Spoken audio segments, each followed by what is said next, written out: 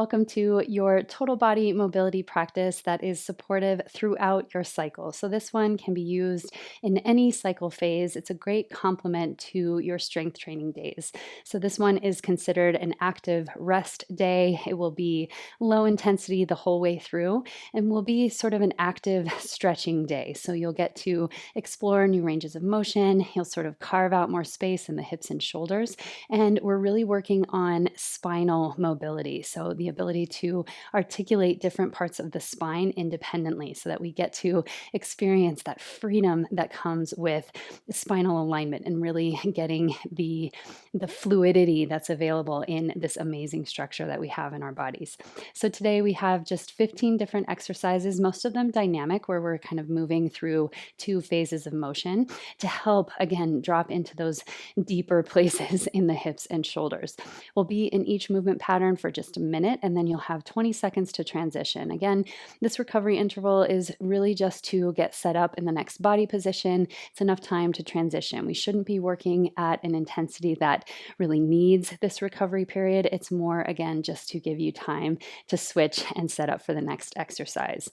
So for your intensity, we're staying right around the 50% mark. For an active rest day, we don't really want to go much higher than that. You do want to feel some healthy heat. You might find that your breathing gets accelerated, but you're not gasping for air. You're not really having to breathe through the mouth too much. So this is another way to drop into moving meditation by facilitating that deep diaphragmatic breath through the nose. So focus on lengthening inhales and exhales to help you drop into that more even, balanced place.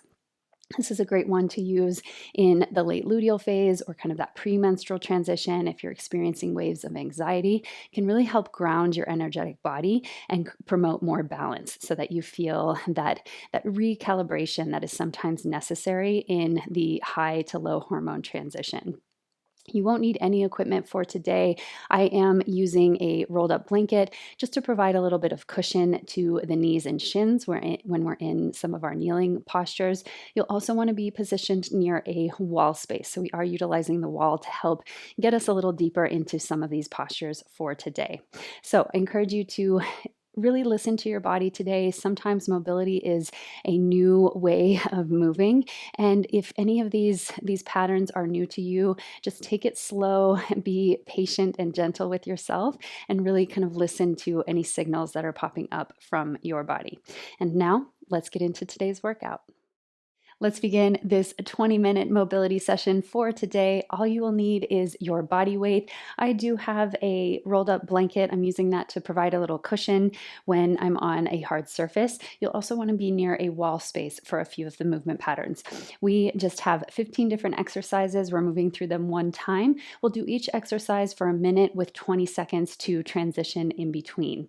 So I will get our timer started. We'll have 20 seconds before we begin. Our first movement pattern is going to be a Kang squat. So this one, we're going to take our hands behind the head, broaden across the chest, elbows wide. We're alternating between a hip hinge, then we'll drop into our squat. We'll come back to the hip hinge and all the way up. Let's get ready to move in 5 seconds. Feet are pointing straight forward. 2 and 1.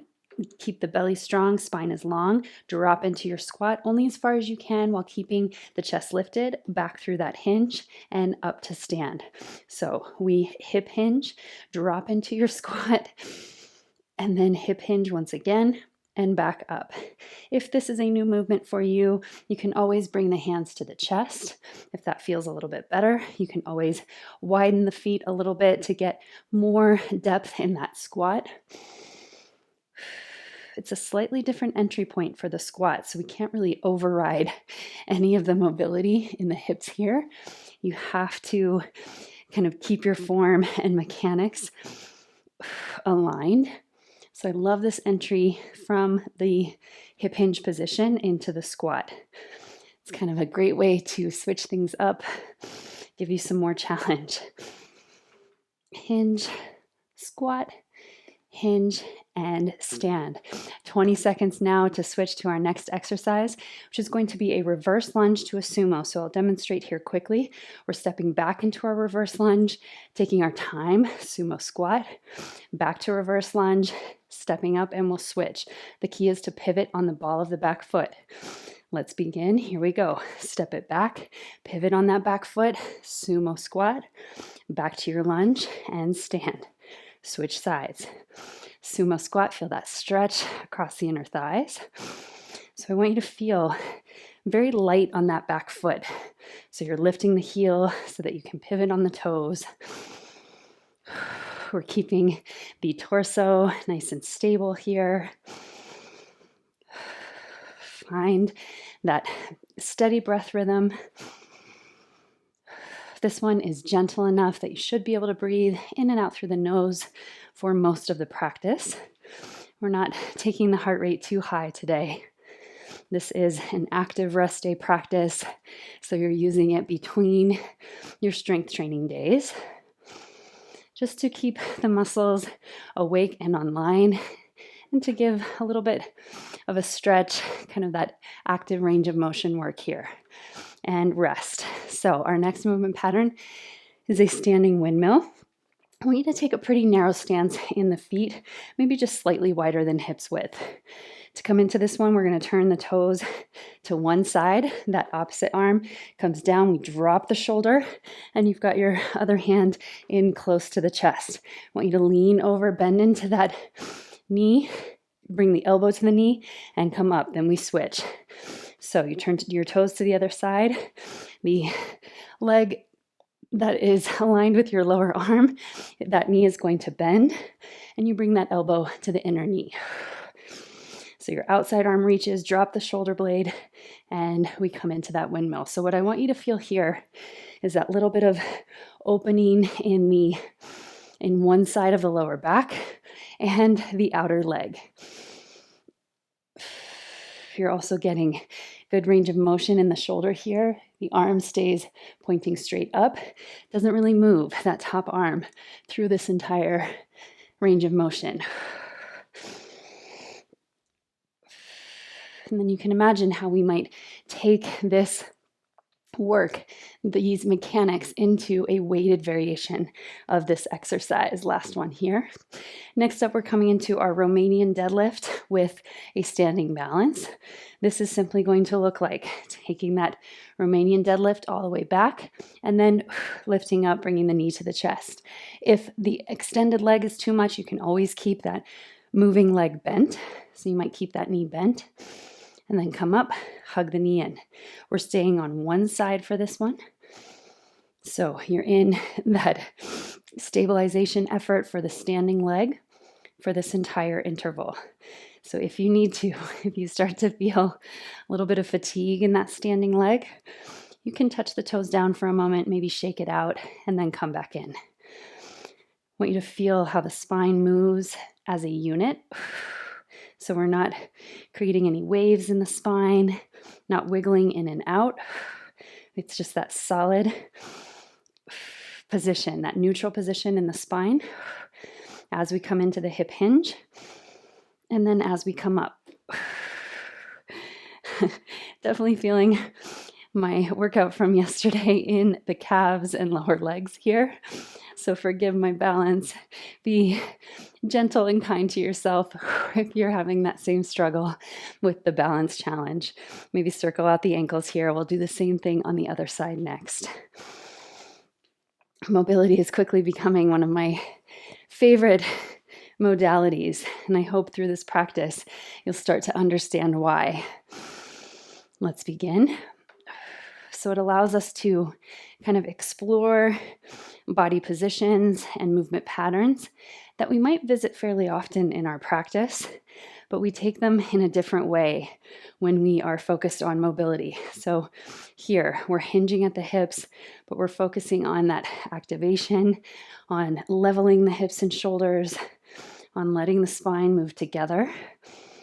There's a different degree of intention when we move slowly and when we're focused on kind of experiencing the full range from start to finish. We're not trying to shortcut any part of the movement here. Remember, keep the hips and shoulders level so that moving leg, that hip and shoulder may want to pop open. So I want you to maybe take the hands to the hip points or even at your chest, whatever you need to do to keep that level position. And rest. Shake out the ankles once again. Next, we're coming into our rocking lunge with a rotation. So we're going to bring the hands to the inside of the right foot to start. And we are going to open the chest, bring the hands down, and slide the hips back, straighten that front leg. So you come forward, deep lunge, twist, bring the hand down, and slide it back. As you twist, fix the position of the hips. The hips don't move. We want this rotation to happen in the upper back, so you can bring your hand all the way up. I like to bring my hand to heart and really press the heart into that hand, and then straighten the leg any amount. So you've got that deep lunge, fixing the position of the hips, rotating the rib cage, and then straightening the leg, relaxing the head. I want you to imagine almost like you're taking your rib cage, rotating it open, and then coming back down. You can always take this with the back knee down as well. If it's creating too much strain across the pelvic floor or the legs, press that heart open and back to center. Last one like this. And nice and easy, we'll just switch sides next. So you can shake out the feet, sway the hips side to side, and then we'll do the same thing on the second side. So again, here, I want you to imagine like you're wrapping your rib cage around, dropping that left hip crease down so the hips stay in that same position the whole time. Here we go. Twist it open, come back through center, straighten that front leg any amount. It's like you're folding the body inward as you straighten that leg, but we're staying on the ball of the back foot. You're just transferring onto the heel of that front foot as you come through that second phase of the movement. Breathing here. So again, press your heart open, keep the hips in that fixed position.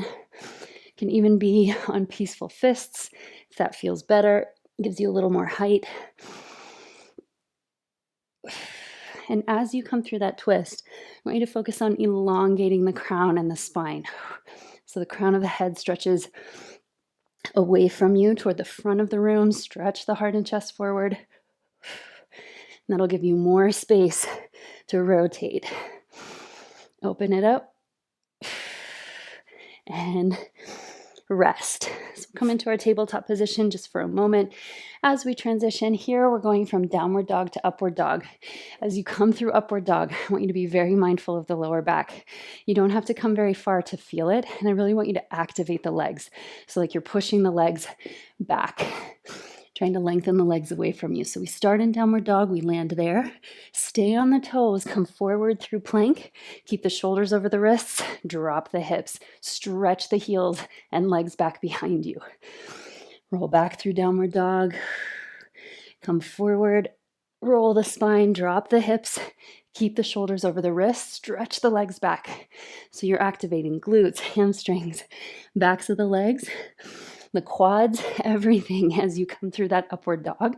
That will help keep the compression out of the lower back, and it will give you what we're looking for, which is the extension of the spine and that stretch across the front body. So downward dog, let your body land, and then come forward into that upward dog. Press the heels back. Feeling definitely a little bit tight in the front body today, so that alignment of shoulders over wrists, more of a challenge. Come back and lower down. Next up, we're going to come to the wall. I want you to bring the inside leg, so the leg that's closest to the wall, that's the one that comes forward. I want you to actually touch your hip and even your shoulder to that wall. So you have that connection. You'll bring the hands behind the head, open away from the wall first. Try and get the shoulders to the wall. Elbows are nice and wide. Then as we begin, you're going to arc around, twist toward the wall, maybe lean back away. That range of motion may not be accessible for everyone right from the beginning. So maybe you're just twisting open, not necessarily leaning back today. So we rotate up, around, toward the wall, and then maybe a slight lean back. This one, again, great for articulating the thoracic spine, so the upper back. It's this area of the body where we have so much range of motion, but it's underutilized. We often get sort of stuck or frozen where the hips and the ribs tend to move together. So this practice of mobility often involves articulating those two structures independently. You'll hear me talk about that a lot, sort of creating more freedom in the spine. And rest. We're going to take both knees down onto the floor now. I want you to bring your knees all the way to where the floor meets the wall. And you're going to lower down onto your belly. This one, just a simple wall sphinx. So I really want you to parallel the lower leg, press the feet and shins into the wall, and then come into your sphinx pose. You might release the neck by swaying the head side to side. If you need a little more, you're coming up onto the hands. I don't necessarily have that today, but you could spider your fingers and stretch a little bit more. Again, here, super important to lengthen the lower spine.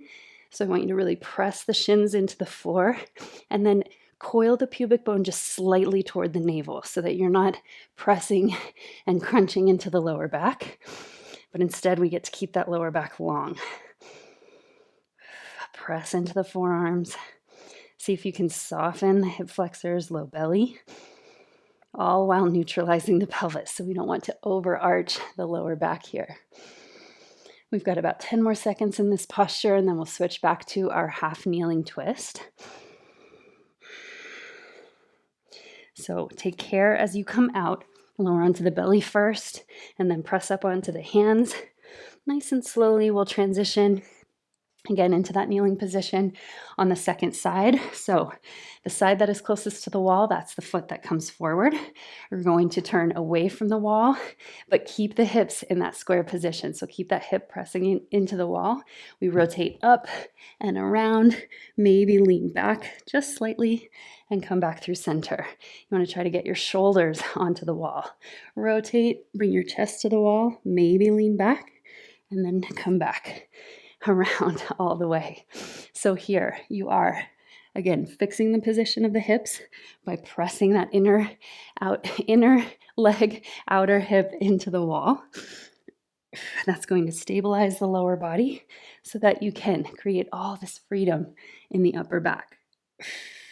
Maybe tip that back elbow behind you if that feels good in your spine. We're just really exploring all planes of motion here today, inviting the body to move through patterns that may not feel like they appear in our daily lives, but they will support all the functional movement that we enjoy day to day. After this, we're coming into a windshield wiper. So I'm going to sit on my cushioned surface. I want your feet to stay flat on the mat the entire time. So we're just transferring from the inner to the outer edge. You can have your hands behind you or in front. We're going to lower down, knees touch. Keep those feet grounded so you're not letting them pop up. And as you come through that position, you're rotating slightly from one side to the other. So giving a little bit of rotation just to feel that stretch in the hip flexors. If you are hands-free, you're keeping the chest upright. So I want you to avoid rounding in to come through this position. If that's happening, I want you to take your hands behind so that you can keep your chest nice and lifted, spine vertical and strong. So again, you're not letting your feet pop up. You might travel a little bit, as you can see, moving around your mat. We've got just over 10 seconds left. Breathing here. And just adding any elements of flow that feel good in the upper body. Using that breath to kind of guide the movement. Next up, we're coming into a wide child's pose. So you'll take your knees a little bit wider than normal, toes turn slightly in, but you can keep a nice generous space between the feet. We're just going to rock back and forth. So I want you to come back into child's pose, press the hands forward, feel that stretch in the hips, and then roll forward, drop the hips. Doesn't have to be super far forward here. I want you to come just to the point where you can feel the hip flexors lengthen. You might feel some sensation across the quads or the inner thighs. And really take your time with this. So notice how the position of the pelvis changes, how it rotates to accommodate the change in body position. Come forward, keep the crown of the head stretching out in front of you. Belly is strong and active here. So you're lifting the hip points toward the low ribs so that you're not collapsing into the low belly, putting that strain on the lower back. Everything stays integrated. We have just one more position after this. We're going to come back to the wall once again. This time I want you to bring your hips all the way to the wall and then rotate the legs up as if you were moving to legs up the wall. I want you to touch your hips to that point where the wall meets the floor and then come into your squat. So feet can be parallel. I want you to hug your knees as close to the body as they'll go. You might have to inch the hips just a little bit closer. So you're hugging the hips, the knees in, keeping the feet as low as you can. Then I want you to reach your arms overhead and just circle the arms. So bring the elbows down by your sides and then reach the arms overhead. Push your feet into the wall a lot. And if you feel like your hips are popping up off the floor, I want you to try to neutralize that. So you can either press into the feet a little bit more or maybe walk your feet just slightly up the wall. This is like our overhead squat. So we're creating that range of motion in a really stable, supported way here. So the spine is having to stay upright as we're in this squat position. So you should feel your upper back firing here. As we progress over time, you might loop a band around your feet and then stretch it overhead with your arms to simulate the overhead squat. And big stretch, rest. Slowly come out of that position. We've got one final exercise here. We're going to come into our kneeling position. We'll take opposite elbows behind you. So you've got that nice spacious quality across the neck, and then simple neck rolls. So moving side to side, taking one ear to the same side shoulder, and then switching. This will be, I lied, this is our final exercise to complete our 20-minute practice. Just rotating one side to the other. Kind of freeing the trapezius, that big muscle in the upper back. Releasing any tension from the neck and shoulders. You can play with the position of your chin as you come to one side, maybe lifting it out and away.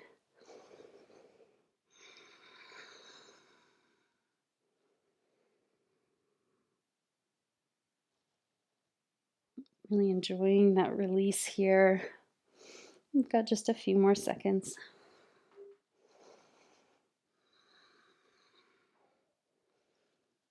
And slowly let it go. You can shake it out. Take your time as you transition now. Bring your feet to your hands. Maybe hang heavy for a moment in a rag doll. Just let your head sway from side to side.